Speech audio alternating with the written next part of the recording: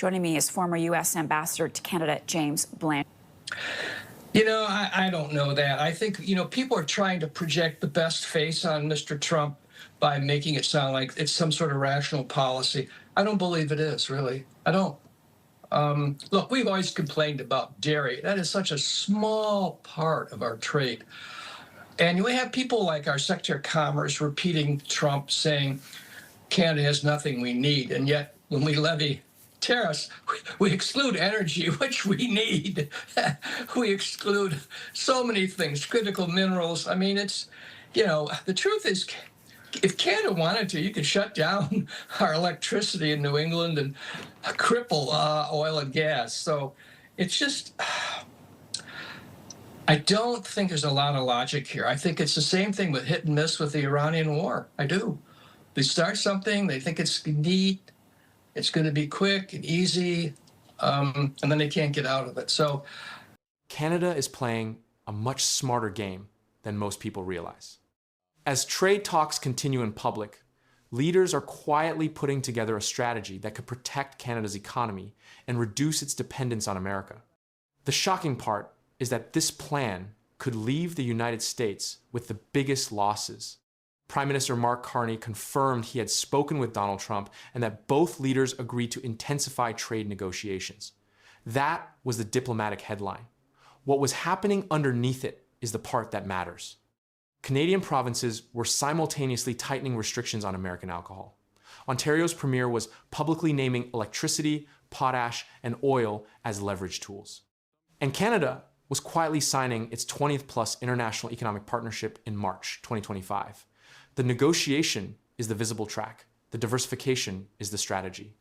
Carney's response to the July 20th tariffs did not include a matching counter-tariff announcement. It included a phone call, a commitment to intensify discussions within the 30-day implementation window, and a formal statement characterizing the measures as a direct violation of CUSMA. Canada has made a series of detailed and comprehensive proposals to resolve this dispute and to modernize CUSMA. We stand ready to intensify those discussions in the coming weeks, Carney said. The absence of immediate retaliation was widely read as restraint. The documented activity across every other economic front tells a different story about what Canada is actually doing. The provincial alcohol restrictions are the most visible pressure mechanism currently operating, and premiers reinforce them rather than easing them following the July 20th announcement. Ontario Premier Doug Ford confirmed at the Council of the Federation meeting in Prince Edward Island that Ontario will not lift its ban on American alcohol products. "We can't keep rolling over," Ford said. The LCBO removed more than 3,600 American products representing approximately $965 million in annual sales when the restrictions took effect in March 2025. Those products remain off the shelves. The LCBO operates as the sole importer of record for American alcohol into Ontario, meaning the restriction extends through the wholesale channel to every restaurant and bar in the province. Other premiers pushed back against American complaints about the alcohol restrictions during the same Council of the Federation meeting.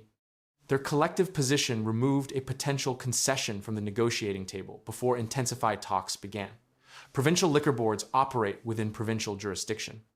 Their purchasing decisions are domestic policy, not internationally negotiable trade barriers. A federal government negotiating with Washington cannot unilaterally direct a provincial crown corporation to resume purchasing American wine, and the premiers made clear they have no intention of doing so voluntarily, while American tariffs remain in place. The commercial results of the alcohol restrictions are documented in Ontario's sales data. Ontario VQA wine sales jumped 58% in the year following the ban. Overall, provincially produced alcohol sales rose 20%.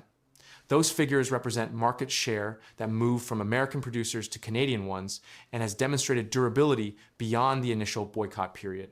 U.S. wine exports to Canada fell 78% between 2024 and 2025. Quebec alone represents a $434 million American wine market currently closed. California Senator Adam Schiff has written directly to Quebec's premier requesting the restrictions be lifted. Quebec's response was that they remain in effect as long as American tariffs do. The energy leverage Ford named at the Council of the Federation is the dimension that carries the largest potential commercial consequence and the most complex constitutional coordination requirement. We are an energy powerhouse, and we could dismantle the US if we wanted to, if we all work together, Ford said. He named electricity, potash, and oil specifically and immediately clarified he was not speaking for other provinces. Ontario controls its own electricity exports. Saskatchewan controls potash. Alberta controls oil. Any coordinated national energy leverage strategy requires agreement across 3 provincial governments, plus the federal government. The supply positions underlying that leverage are documented. Canada supplies approximately 85% of American potash imports, with Saskatchewan's production capacity 36 times larger than total American domestic output. Canada supplied 63.4% of all U.S. crude oil imports in 2025.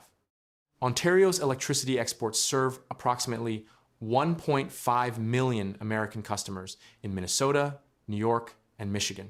Ford imposed a 25% surcharge on those electricity exports in March 2025. It lasted less than 24 hours before being suspended following direct negotiations with U.S. Commerce Secretary Howard Lutnick, after Trump threatened to double steel and aluminum tariffs in response.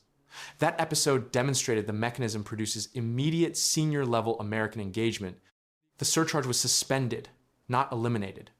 The Wildfire dispute that preceded the tariff announcement by 3 days, became part of the same bilateral tension. Trump posted on Truth Social on July 17th, accusing Canada of willful negligence in forest management and threatening to add wildfire smoke pollution costs to existing tariffs.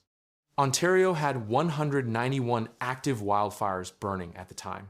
Ford called the accusation a bunch of rubbish and pointed out that Canada sent water bombers to California during its 2025 fires. Not one single offer has come the other way, Ford said.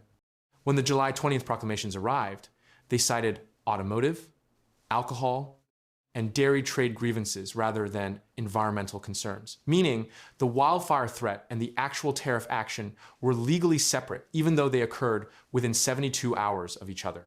The diversification track running parallel to all of this is where Canada's structural response is being built.